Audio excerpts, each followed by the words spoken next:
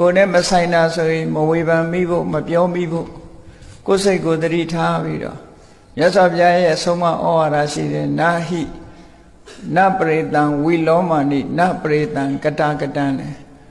သူတစ်ပါးရဲ့မသိမလျော်တဲ့ကိစ္စတွေဝေဖန်မနေနဲ့နော်နပရိတံဝီလောမာနိဆိုမလျော်ညီတဲ့ကိစ္စတွေမဝေဖန်နဲ့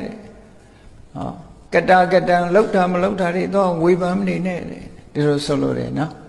ဝေဖန်ပြီးပြောလိုက်မယ်ဆိုရင်ကိုယ်မှအကုသိုလ်ဖြစ်သွားနိုင်တယ်လို့ဒီလိုဆိုတာနပရိတံဝီလောမာနိနပရိတံကတကတံအတ္တနောဝအဝိခေယကိုယ့်ကိုယ်ပဲချီလူတွေကသူများဝေဖန်လိုက်တယ်ဆိုရင်အော်သူများဝေဖန်တဲ့စိတ်ကိုတော့ကောင်းတဲ့စိတ်လို့သွားထင်နေတာအဲ့ဒါကမကောင်းတဲ့စိတ်ဖြစ်သွားတယ်ဒါလေးကိုသတိထားဖို့လိုတယ်နော်အကုသိုလ်ဆိုတာလွယ်လွယ်လေးနဲ့ဖြစ်